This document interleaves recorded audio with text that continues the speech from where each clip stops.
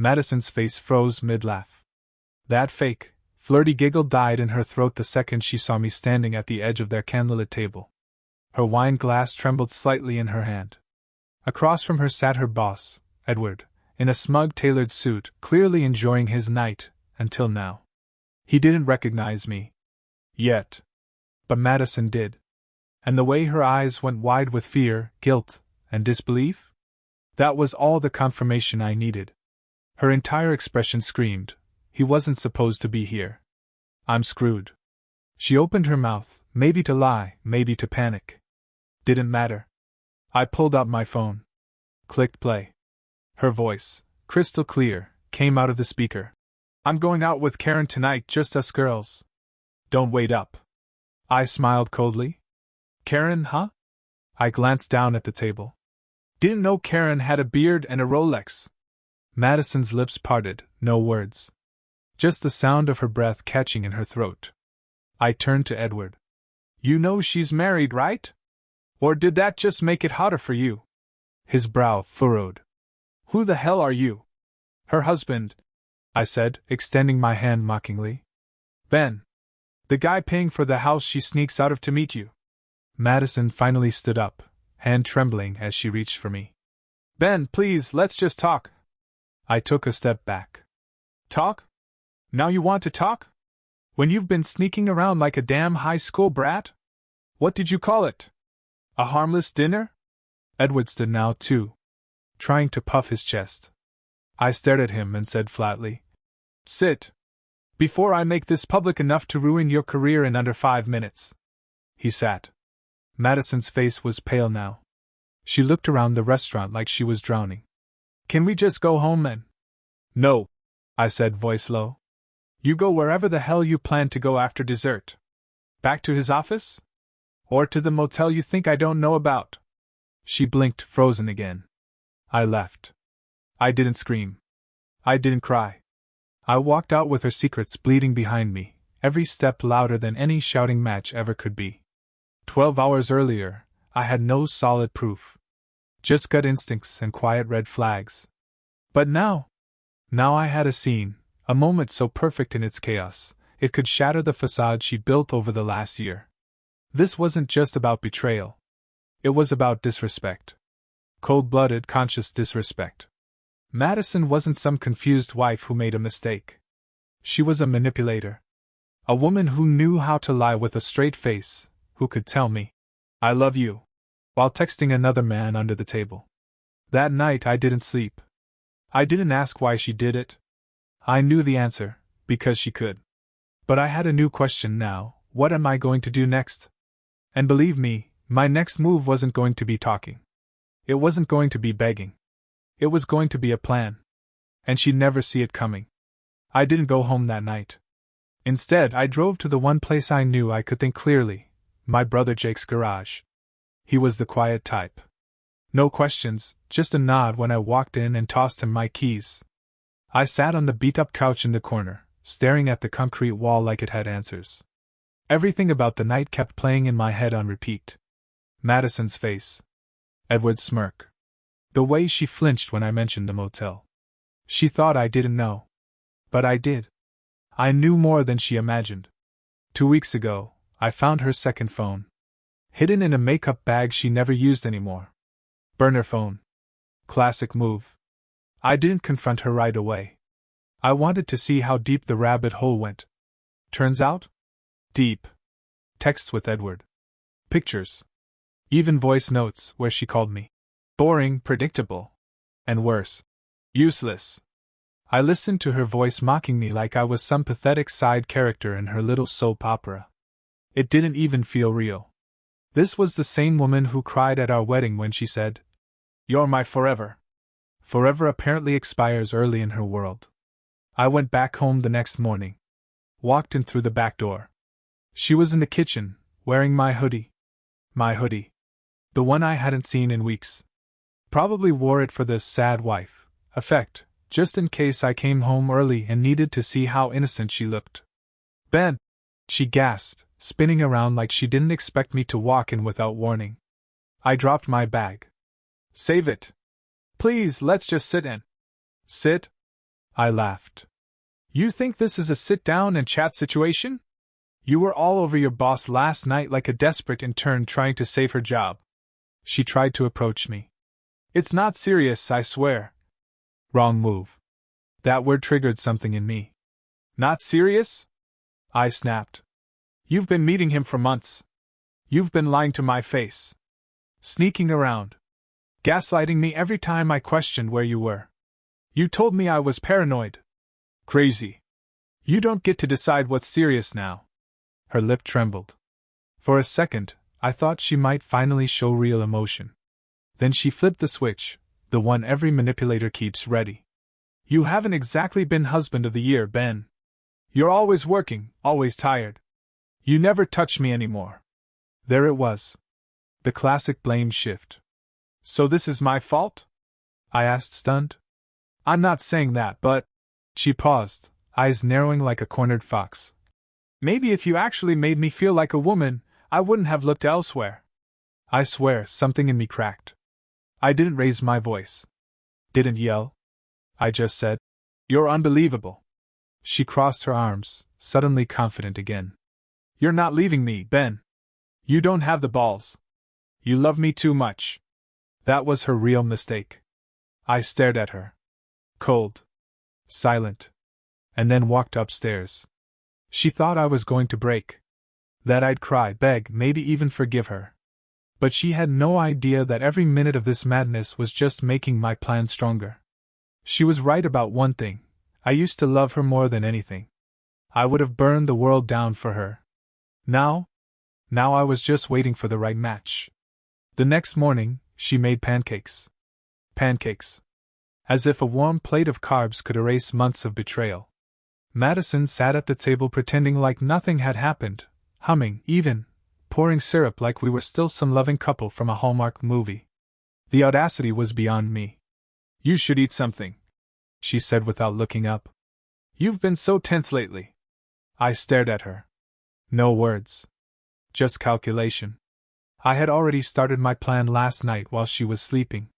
Quiet as hell, I slipped her phone from under her pillow, not the burner, the one I bought her for Christmas. I synced everything, emails, photos, chats. Then I went to her laptop and mirrored the drive onto mine. This wasn't about spying anymore. It was about evidence. Because what I was planning next required precision. No mistakes. She was still talking while I plotted her downfall. We can fix this, Ben. I know I messed up, but it wasn't like I stopped loving you. I tilted my head. Really? Is that why you called me dead in bed in your voice messages? Her fork dropped. The clatter echoed louder than a gunshot. You listened to those?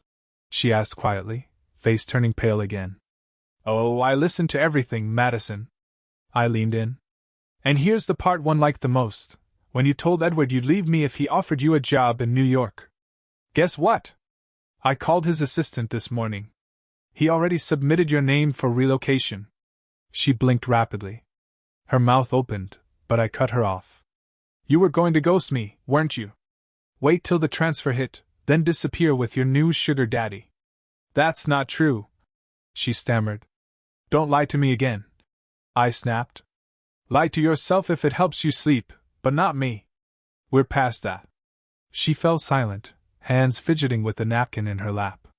I want a divorce, I said. She looked up, finally realizing I wasn't bluffing. Wait, she breathed. Ben, let's wait, just please. Let's think this through. No, I said. You made your choices. Now I'm making mine. She went into full meltdown mode. You can't just walk away like this. What about our house? Our life? You're really going to throw it all away? You already did, I said. You threw it away every time you snuck out. Every time you deleted texts. Every time you came home reeking of cologne that wasn't mine. She reached for my hand. I pulled away. This isn't a movie, Madison. You don't cheat, cry, and get a happy ending. For a few seconds, she looked truly afraid. Not of losing me. Of losing control. Madison was the kind of woman who thrived on power. She needed to be wanted. Needed to feel adored. The idea that someone could stop caring, that scared her more than anything. But I wasn't done. "I've already spoken to a lawyer," I added. "You'll be served papers this week. I'm not playing games anymore." And the best part?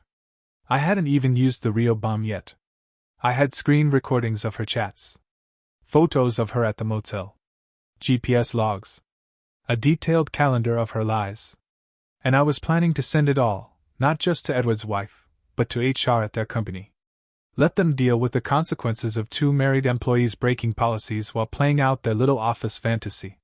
She wanted to treat our marriage like a game? She was about to find out what it feels like to lose.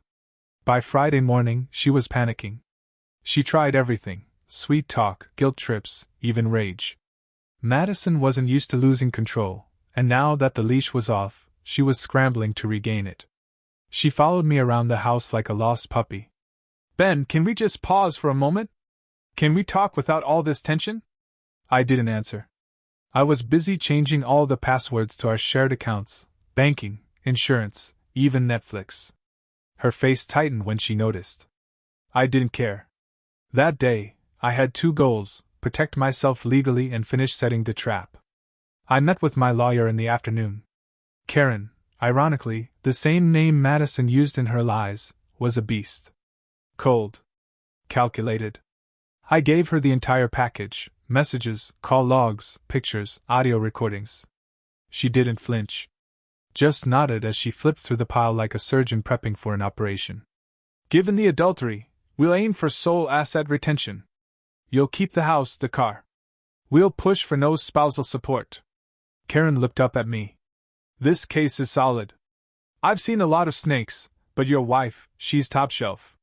"Yeah," I muttered. "She fooled me for years." Karen leaned in. "Let me ask. Do you want to go nuclear? Or clean break?" I didn't even blink. "Nuclear." "Thought so." She smiled.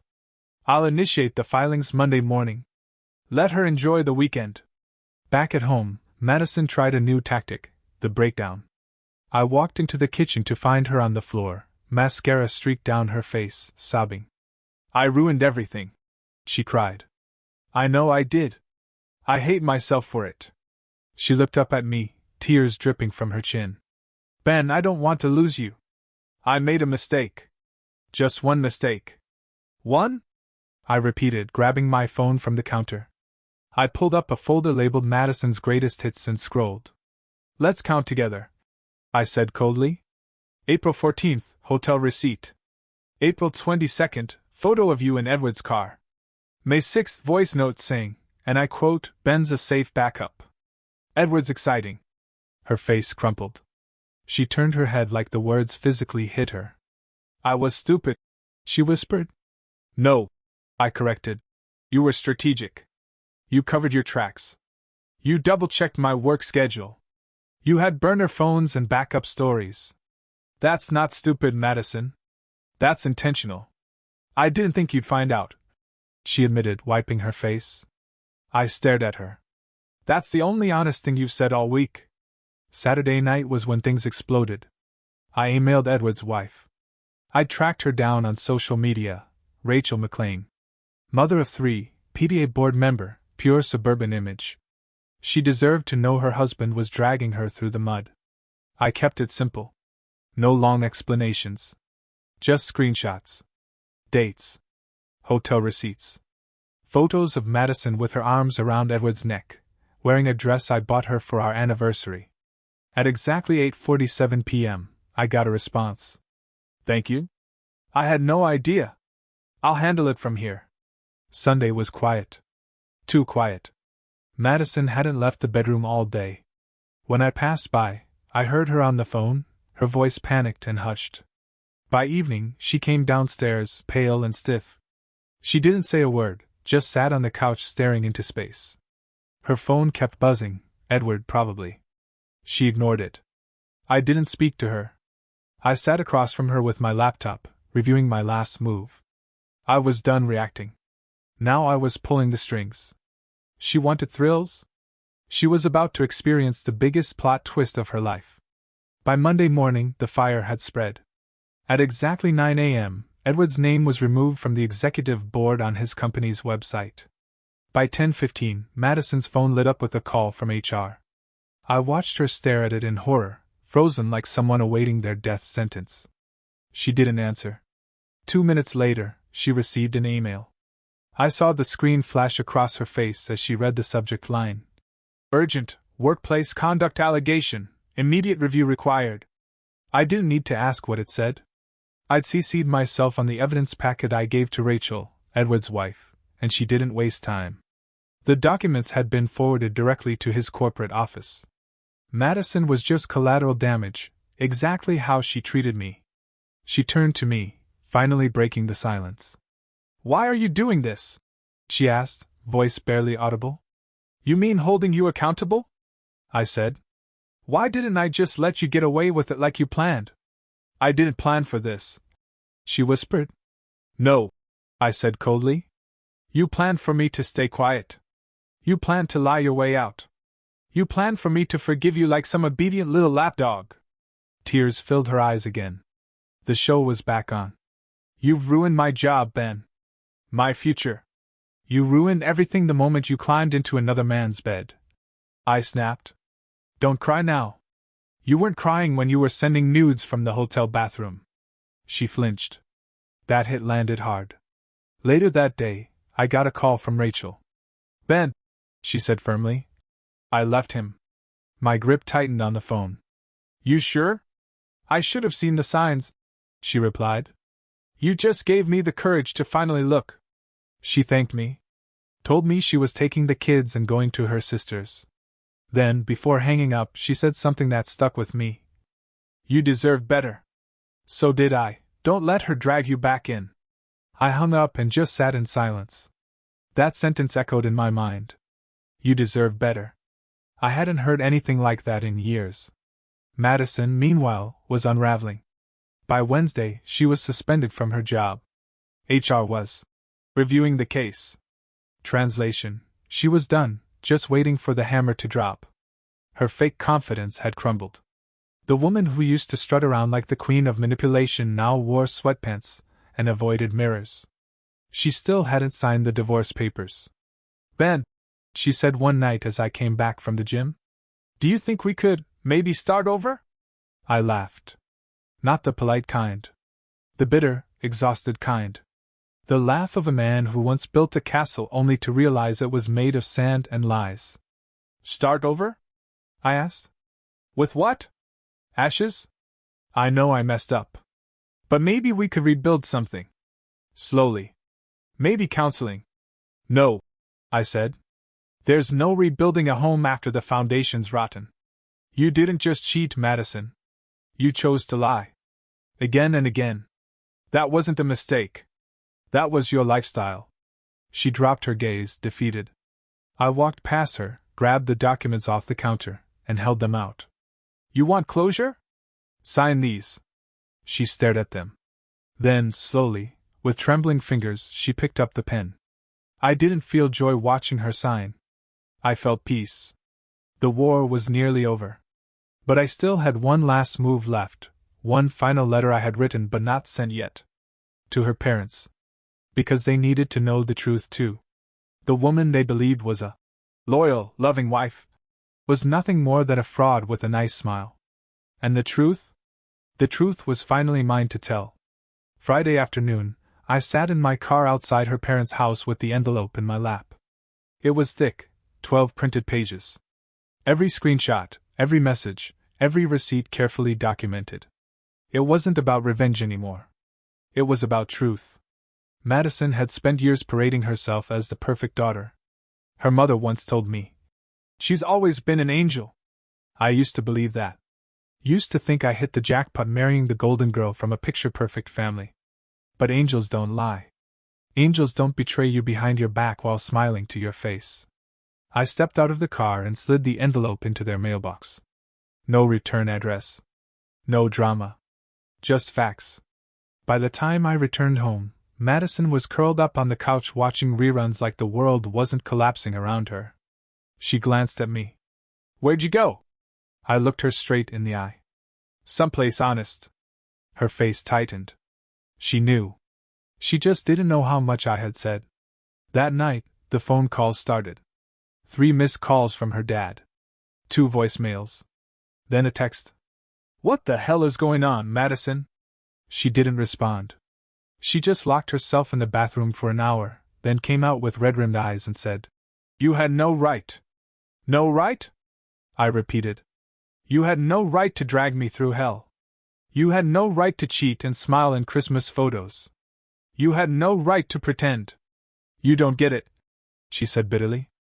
"My life hasn't been perfect either." I couldn't believe what I was hearing. "You want sympathy now?" I said. "After everything? You think your stress gives you a free pass to sleep with your boss and lie about it for months?" She threw her hands up. "Fine. I made mistakes, okay? But you think you're some kind of saint?" "I never claimed to be perfect," I said coldly. "But I was loyal. And you spat on that like it meant nothing." The silence between us felt radioactive. Finally, she said something that almost made me laugh. "You still love me. I can feel it." I shook my head. "No, Madison. What you feel is the absence of control. You're confusing that with love." She looked stunned. Like no one had ever spoken to her like that. Like every man before had bowed to her charm, let her cry her way out. But I wasn't every man anymore. I went upstairs and opened the safe. Took out the papers my lawyer finalized just that morning. Clean division of assets, no spousal support, no delays. Everything laid out. The only thing missing was her final signature. When I came back down, she was pacing. "What now?" she asked, arms crossed. I held up the papers. "Now you choose. Sign this, and we end it. Civil, quiet. You go your way, I go mine." She stared at them, then at me. "What if I don't?" she asked softly. I smirked. "Then I go public." Her eyes widened. "I still have everything, Madison. Every message, every hotel visit, every voice note where you laughed at me like I was a joke. You sign, and we keep this private. You stall? I let the world see who you really are." For a long time, she didn't move. Then she sat down. And she signed. That night, I slept better than I had in months. Not because the pain was gone, no, that would take time, but because I was finally done playing defense. I had been quiet too long. Too patient. Too forgiving. But the man she lied to, cheated on, manipulated, he was gone. What was left was someone stronger. Someone who didn't beg to be loved. Someone who finally knew his worth. And I wasn't done yet. Because there was one final conversation I needed to have, with the man who started all of this. Edward. Edward didn't expect me. He looked confused when he opened his front door that Saturday afternoon. Confused, and hungover. His shirt was wrinkled, tie half off, and he had the look of a man who just watched his life collapse in front of him. "Good. Ben," he muttered, glancing around like I brought a camera crew. "What are you doing here?" I took a step forward. "Relax. Not here to beat your ass. I'm not like you." He moved aside awkwardly and let me in. The house was a mess, empty bottles, papers everywhere, and a broken picture frame on the ground. Probably Rachel's final gift before she packed her bags and took the kids. "Look," Edward said, running a hand through his thinning hair. "I get it. You're pissed. I didn't mean for things to get this far." "Spare me," I cut in. "You meant for exactly this to happen. You knew she was married. You knew what you were doing." He sighed and slumped into a chair like the weight of it all was finally crushing him. "I didn't think she'd actually leave you." "She didn't," I said. "I left her. But let me make one thing clear, you didn't win anything, Edward. You just destroyed your own family for a few hotel nights with someone who would have left you the second your job title changed." He didn't speak. Just stared into space like a shell. I walked over and dropped a sealed envelope onto his coffee table. "What's this?" he asked. "Copies of everything I sent your wife. In case you want to remember how this started." He picked it up with shaking hands, then set it down like it burned. "Why are you really here?" he asked. I looked him dead in the eyes. "Closure." He nodded slowly. "You got it." When I walked out of that house, I didn't feel triumphant. I didn't feel victorious. I felt clear. Clean. Like I had finally scrubbed the last piece of filth off my skin. Edward was done. Fired. Divorced. Reputation trashed. Madison was unemployed. Alone. Social media ghosted her after the truth came out. Turns out cheating isn't a good look for girl boss influencers. And me? I was free. For the first time in years, I wasn't living under a cloud of lies. I could breathe again. I started going back to the gym more. Spent time with friends I hadn't seen in forever. Even booked a solo trip to Colorado, something I used to dream about when I was stuck pretending everything at home was okay. But the biggest change? I started trusting myself again. Because when someone gaslights you long enough, you start doubting everything, your instincts, your memories, your worth. Madison had made me feel like I was paranoid, overreacting, insecure. But I wasn't. I was right. She was just that good at lying. 1 week later, I got a letter in the mail. From her. She said she missed me. Said she was working on herself. Said she was reading books about healing and rebuilding trust. Said she still had hope. I didn't even finish reading it. I dropped it straight into the shredder and let the hum of the blades be the final goodbye. She wanted healing now? She could have it, without me. That night, I opened a new notebook. Blank pages. Fresh start. I wrote one line at the top. Never apologize for seeing someone's true colors too late, just never forget what you saw. Then I closed it. I had one part left in this story. A message not for Madison. Not for Edward. But for the men out there just like me. The ones being lied to right now. The ones doubting their gut. The ones who feel trapped and broken. It was time to tell them the truth. This story was never about revenge. Not really. It was about reclaiming something. Dignity. Strength.